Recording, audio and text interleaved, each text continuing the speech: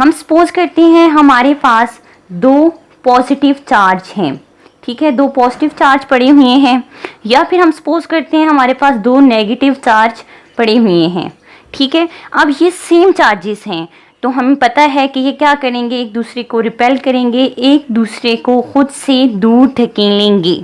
Same यही दो negative charges एक दूसरे को दूर धकेलेंगे, ये इसको दूर धकेलेगा, ये इसको दूर धकेलेगा।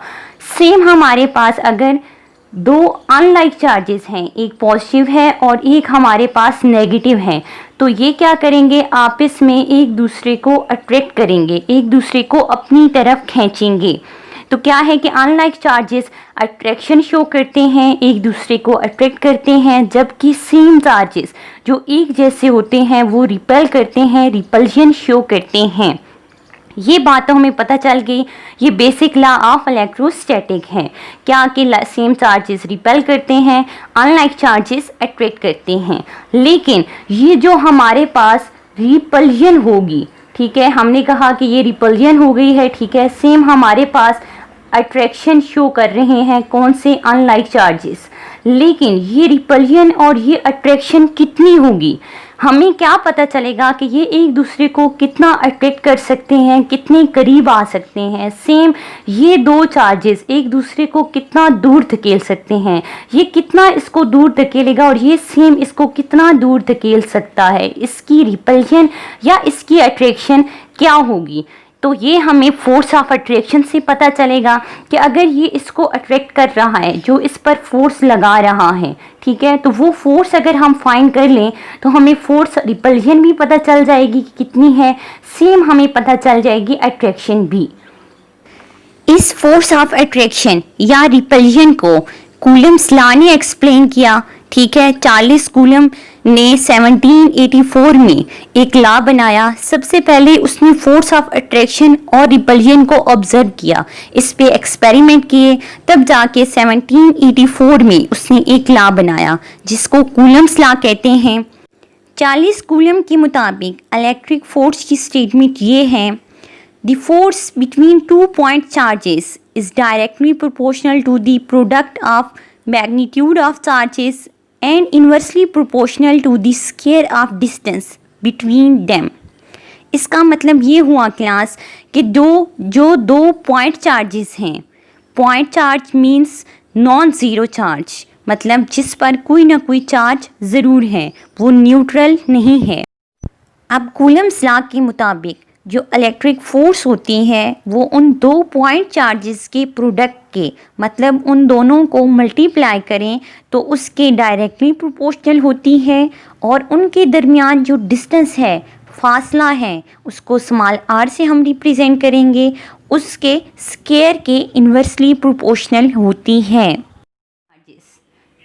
कूलम्स लॉ कहता है दो पॉइंट चार्जेस सपोज करें एक पॉजिटिव है और एक हमारे पास नेगेटिव है, चार्ज को Q से रिप्रेजेंट करते हैं, हम कहते हैं हमारे पास ये Q1 चार्ज है और ये हमारे पास Q2 चार्ज है। सपोज कर रहे हैं Q1 पॉजिटिव है, Q2 नेगेटिव है, तो ये क्या करेंगे, एक दूसरे को अट्रैक्ट करेंगे। तो इनकी जो अट्रैक्शन की फोर्स होगी, force of attraction Coulomb's law के मुताबिक क्या होगी कि इन दो पॉइंट चार्जेस के प्रोडक्ट के, मतलब आप Q1 को Q2 से मल्टीप्लाई करें तो ये फोर्स इनके प्रोडक्ट के डायरेक्टली प्रोपोर्शनल होगी। इसको हम इक्वेशन नंबर 1 का नाम दे देते हैं। सेम हमारे पास जो इलेक्ट्रिक फोर्स होगी, इनके दरमियान जो डिस्टेंस है, जो फासला है, उसको हम स्मॉल आर से रिप्रेजेंट करते हैं।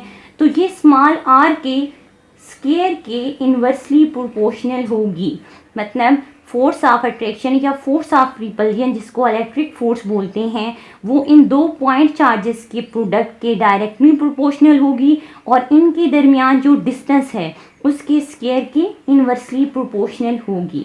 ये हमारे पास दो इक्वेशन बन गई हैं। अब आप देख सकते हैं मैथ्स में सिंपल कि हमारे पास इनकी इस दोनों इक्वेशन की एक साइड इक्वल है। अगर इनकी एक साइड इक्वल है तो इनको हम कंबाइन कर सकते हैं। जब हम इनको कंबाइन करेंगे, इकट्ठा करेंगे, तो हमारे पास एक और इक्वेशन आएगी। वो क्या आएगी कि F जो है वो क्या है, डायरेक्टली प्रोपोर्शनल है Q1 Q2 और इन्वर्सली प्रोपोर्शनल है आर स्क्वायर के। ये अब हमारे पास इक्वेशन बन गई है क्लास। अब आपको पता है कि जब हम प्रोपोर्शनैलिटी का साइन ख़त्म करते हैं तो क्या लगाते हैं, दो चीज़ें हम यूज़ करते हैं, एक इक्वल का साइन लगाते हैं और कोई कांस्टेंट यूज़ करते हैं। ये सेम वैल्यू वैसी ही हमारे पास आ जाएगी। अब हमारे पास ये कांस्टेंट यहाँ पे क्या होगा, कूलम्स लॉ में कांस्टेंट हम यूज़ करेंगे के, और ये जो हमारे पास के है इसको कूलम्स कांस्टेंट कहते हैं या फिर इसको इलेक्ट्रोस्टैटिक कांस्टेंट कहते हैं। के is constant of proportionality called electrostatic constant, इसको कूलम्स कांस्टेंट भी कहते हैं।